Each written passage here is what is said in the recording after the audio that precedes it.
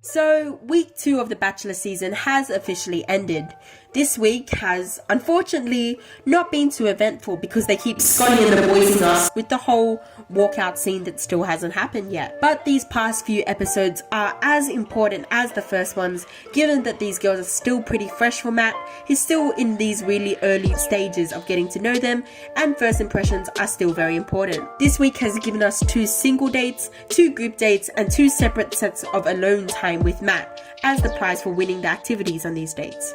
Before I get into the dates and stuff, it's really important to note that The Bachelor has finished filming at this point.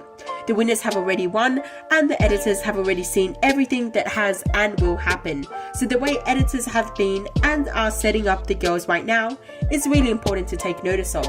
This week, he spent single time with Ellie, Nicole, Monique, and Abby. We'll start from least important to most important. Nicole. Well, it's not really a good sign if the music that backdrops your date with Matt is the searching for a bass music from Clash of Clans. I feel like that's all I have to say about that. Next, we have Monique. This may look like a really solid date from an outsider's point of view, but if you think about it, the date wasn't really optimized for connecting, if you will.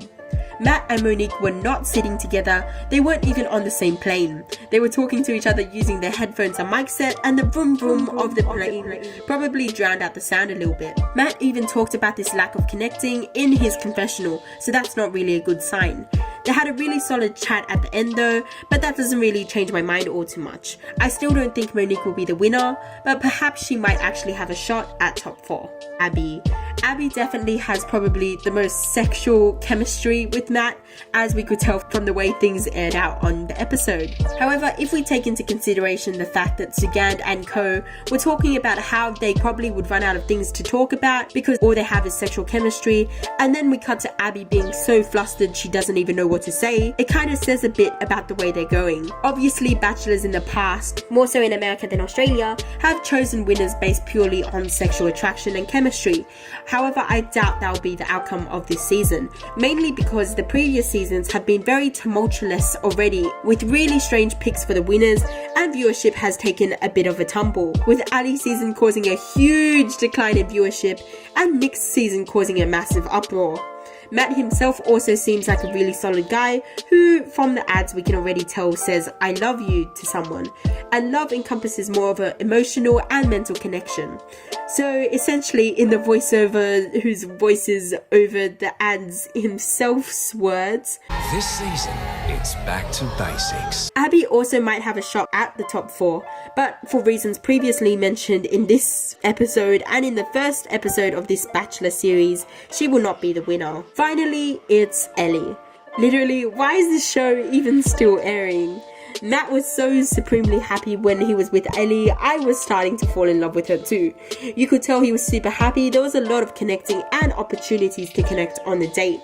Whilst it might not seem as cool as some of the other dates he's planned, it's definitely allowed for a lot more conversation. If the date is that good that he has to follow it up with himself physically getting up and going to find Ellie and taking her away from the cocktail night to tell her how good the date was and how happy he was, yada yada yada, which we haven't seen for any of the other girls and their single dates, then that's something we gotta look at. So yeah, have my predictions for top 4 changed?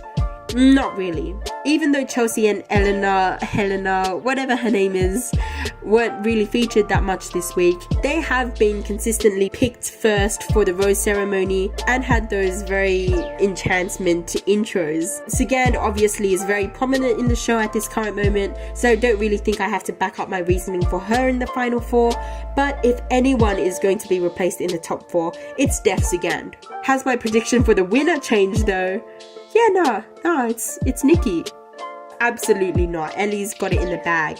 Adios amigos, and see you next time.